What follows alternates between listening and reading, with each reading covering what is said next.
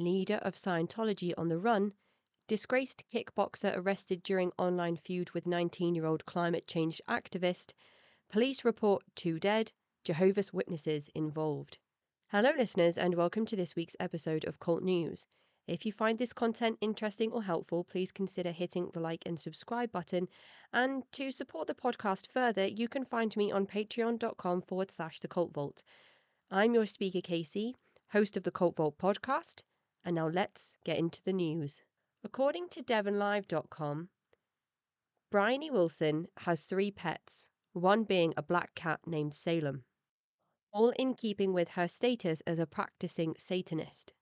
According to Bryony, lack of education on culture and belief leads to fear. People fear what they don't understand, which is exactly what is explored throughout my Satanic Panic series on Patreon. The article states that Satanism is on the rise in Devon, and with 20 Exeter residents identifying as Satanists, the article has found out more about the cult movement and why people might be turning to alternative beliefs. Bryony, having been raised a Christian and a Jehovah's Witness, stumbled across Satanism during religious research. The article details how the movement is based more on accountability to yourself to be a good person, rather than accountability on a false god. The base of it is to be respectful, be kind, be decent, don't hurt or slander other people. According to an article on Wonderwall.com, Battlestar Galactica actress Nikki Klein is still supporting Keith Raniere, founder and leader of the now-defunct cult known as NXIVM, with Raniere serving a 120-year prison sentence for crimes including racketeering and trafficking. Despite Klein's interview in the article defending NXIVM and Raniere, Klein was recently barred from making contact with ex-wife Alison Mack, who is also serving prison time for her involvement in NXIVM-related crimes, and barred from making contact with Keith Raniere himself after it was discovered that Nikki Klein was making phone calls to Raniere through another inmate at the Tucson, Arizona prison. Also in NXIVM news, the Mail Online has reported this week that Smallville actress Alison Mack maintains her innocence in regards to her involvement in NXIVM-related crimes. In a recently unearthed interview, Mack defends her decision to join NXIVM, stating that she thought she could find a way, quote, to become a great actress again. Mack is also quoted as saying, "I asked Keith if he would help me become a great actress again because I felt like I was a fraud." According to Queerty.com, Amy Coney Barrett is back in the news again for coming after LGBTQ rights this time. Her strange religious group is being looked into. Despite coming from a misogynistic Christian group where women generally aren't encouraged to get involved in politics, let alone have independent job postings, and should really leave those things to the husband, Barrett continues to make waves in SCOTUS. According to the article, People of Praise was founded in South Bend, Indiana in 1971 by Kevin Ranaghan, and purports to be a charismatic Christian community that provides a natural support for marriages and families and is led by the Holy Spirit. In reality, it's a cult that expects women to be docile and subservient and believes homosexuality is a sin and gay marriage is evil. Members who admit to engaging in any sort of homosexual activity are immediately expelled, and children with same-gender parents are banned from the group's schools. Barrett served as a handmaid, no joke, in the group for many years and personally stayed with Ranaghan and his wife in their 9-bedroom South Bend home for 2 years after graduating from law school in 1997. Her husband Jesse also lived at the house. According to a recent Rolling Stone article, defectors from the International Church of Christ alleged indoctrination, isolation, rigid teachings, financial demands, and indifference to claims of rape and abuse.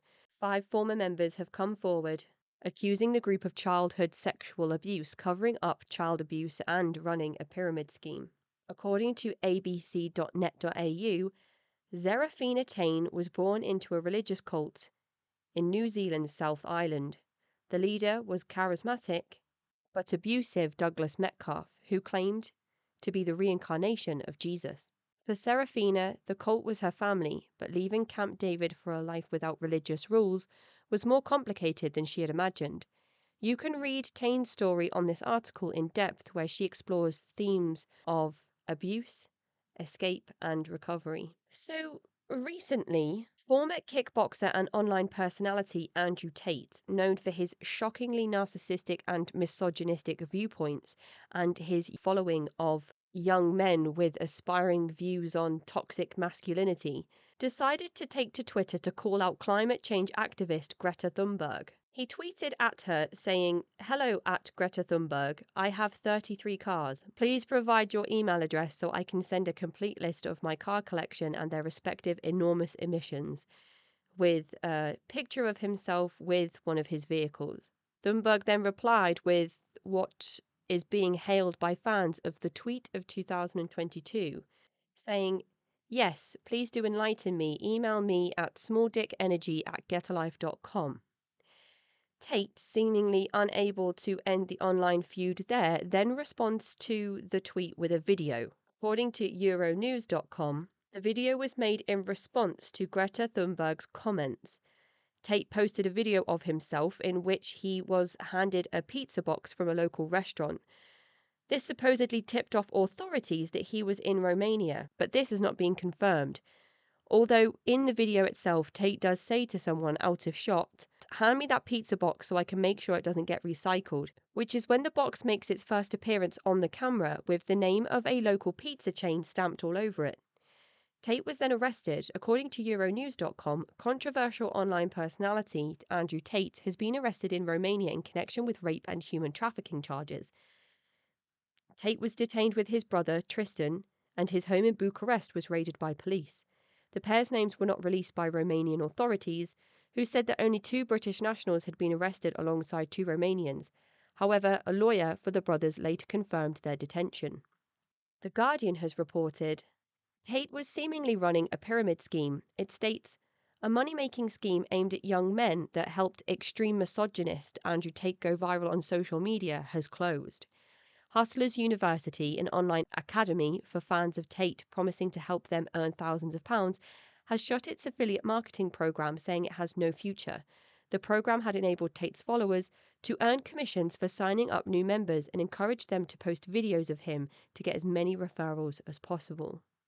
Victims are coming forward to allege he attempted to groom them for his sex trafficking ring, and the Daily Mail then went on to report, along with several women accusing Tate of trying to recruit them for sex work, that social media influencer Andrew Tate was arrested as part of a human trafficking and rape investigation where 6 women were kept under house arrest 24/7 like prisoners.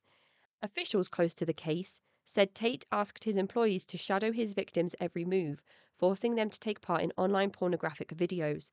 The abuse was physical and emotional. They were not allowed to leave the house without security, and they were watched all day and night, a Romanian judicial source told the Daily Mail. Greta Thunberg then went back to Twitter to tweet, "This is what happens when you don't recycle your pizza boxes." According to The Independent, leader of the Church of Scientology, David Miscavige, is missing and no one can seem to find him. The article states, named as a defendant in a federal child trafficking lawsuit, Mr. Miscavige has repeatedly dodged lawyers who have tried to serve the 62-year-old 27 times in 4 months at Scientology properties in Clearwater, Florida, and California, the Tampa Bay Times reported. Miscavige's lawyers say he is not evading the law, but many former Scientologists and whistleblowers beg to differ. Scientology has also been in the news this week due to the tragic death of member Whitney Mills. According to the Mirror, Mills was diagnosed with Lyme disease after Scientologist doctors found a lump on her ovary Mills refused to have an operation on. The same doctor who diagnosed Mills was the one to work closely with Lisa McPherson during her battle with cancer, sources state. And although it isn't clear whether Mills took her own life through setting herself on fire and then shooting herself in the head before passing away later on because she thought she could discard her current body and be placed into a new one as part of the Scientology belief system, or did she take these extreme measures because she was told she could not get cancer due to her OT8 level within the religion of Scientology, and that Mills came to realize that she had in fact had at least potentially a diagnosis of cancer and not Lyme disease due to having this growth on her ovaries. Whitney Mills was only 40 years old. CBS News released an article detailing that 2 people were found dead on Christmas morning at a Jehovah's Witness Kingdom Hall in Thornton, Colorado. Police stated that 3 incendiary devices were found around the location and were eventually rendered safe before being removed. According to the article, a man threw 3 pipe bomb-like devices through the window of a Kingdom Hall. The bombs did not detonate. However, there was a small fire. At the time, there was only 1 person inside the Kingdom Hall, and they were unharmed. Neither the man nor his wife ever entered the house of worship, CBS Colorado reported. It was not clear if the 2 were working together or if the husband was acting alone and the wife was a victim. But the man shot and killed his wife before taking his own life. Other sources stated that the husband was a disfellowshipped Jehovah's Witness and his wife was still practicing, which, due to the shunning policy within the religion, can make this extremely difficult for families to survive. Although I haven't seen that stated in recent articles, I've only seen this information on Twitter threads. And that is the end of this week's cult news. Again, if you do find this information interesting or helpful, please consider hitting the like and subscribe button for notifications on when the next news segment drops. And you can support the show at patreon.com/thecultvault. I'm your speaker, Casey, and this has been The Cult News.